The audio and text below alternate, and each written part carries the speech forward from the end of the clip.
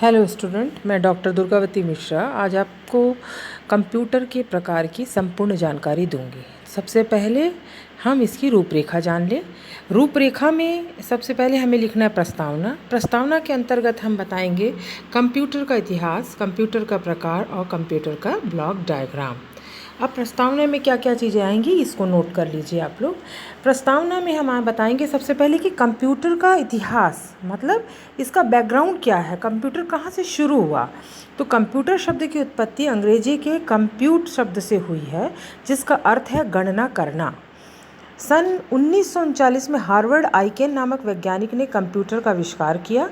Computer एक electronic machine है जो उपयोगकर्ता द्वारा दिए गए निर्देशों का अविस्त क्रमबद्ध पालन करता है। समय के साथ आंकड़ा संसाधन के लिए मशीन का उपयोग होने लगा। अब हमें सूचनाओं के संकलन, संग्रहण और विश्लेषण के लिए कंप्यूटर उपलब्ध है, जो मानव के द्वारा निर्मित होते हुए मानव मस्तिष्क की तुलना में अत्यधिक गति रखते हैं। यदि यह कहा जाए कि कंप्यूटर इस शताब्दी का महानतम उपलब्धि है तो कोई अतिशयोक्ति नहीं होगी।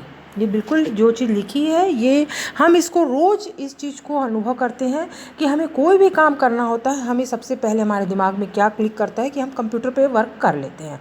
क्योंकि जब उसी काम को जब हम मैनुअली करते हैं उसका टाइम देखिए, और जब उस काम को हम कंप्यूटर पे करते हैं तो उसकी शुद्धियाँ देखिए और उसकी तीव्रता देखिए।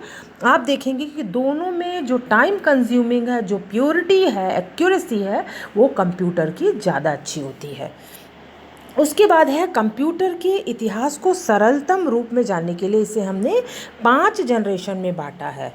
तो सबसे पहला जनरेशन, प्रथम जनरेशन में आता है 1940 से 1954 तक के कंप्यूटर इस जनरेशन में आए हैं। दूसरा, इन कंप्यूटरों में निर्वात वाल्व का उपयोग किया गया। तीसरा है बाइनरी नंबर सिस्टम 0 और 1 का उपयोग किया गया। चौथा है मशीनी भाषा का उपयोग किया गया। पांचवा, इस जनरेशन के उदाहरण मार्क 3, इनिका, यूनिवेक आदि हैं। ये था हमारा प्रथम जनरेशन। उसके बाद है द्वितीय जनरेशन। द्वितीय जनरेशन 1955 से 64 तक इस जनरेशन में रखे जा सकते हैं। इन कंप्यूटरों में ट्रांजिस्टर का उपयोग किया गया है। कंप्यूटर की आकृति छोटी हो गई। उच्च स्तरीय भाषा जैसे फोर्ट्रॉन का उपयोग आरंभ हुआ। 5वें नंबर पे आएगा इस जनरेशन के कंप्यूटर के उदाहरण है IBM 1620, CDC 1604, RCS 501, यूनिवेक 1108 आदि। इस प्रकार और भी कई इसमें हैं, इतना भी लिख लेंगे आप लोग तो काफ़ी है। इसके बाद आता है तृतीय जनरेशन। तृतीय जनरेशन का समय चालू था 1965 से 74 तक के कंप्यूटर इस जनरेशन में रखे गए हैं। दूसरा, इन कंप्यूटरों में IC का उपयोग किया गया। चौथा, कंप्यूटर की कार्य क्षमता में वृद्धि एवं आकार में कमी हुई। इस जनरेशन के कंप्यूटर का उदाहरण ICL 1900, CDC 1700, PDP 1111/45 और इस प्रकार के और भी अन्य कई इसमें शामिल होते हैं। उसके बाद आता है चतुर्थ जनरेशन। चतुर्थ जनरेशन के कंप्यूटर कब से कब तक है? 1975 से 1984 तक के कंप्यूटर इस जनरेशन में रखे जाते हैं। दूसरा, इन कंप्यूटरों में माइक्रो प्रोसेसर का उपयोग किया गया है। तीसरा, कंप्यूटर सस्ते एवं आकार में छोटे हुए। चौथा, सारे परिपथ सिलिकॉन चिप पर बनाए जाते थे।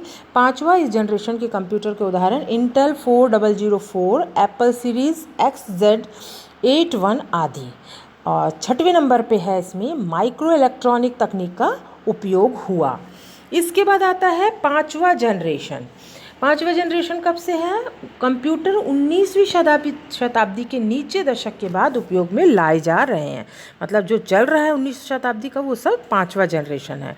इन सबको एक जनरेशन में रखा गया। सुपर कंप्यूटर का निर्माण इसी जनरेशन में हुआ। कंप्यूटर सूचना के आधार पर सोच सकते हैं। डेटा विश्लेषण की क्षमता बढ़ी है।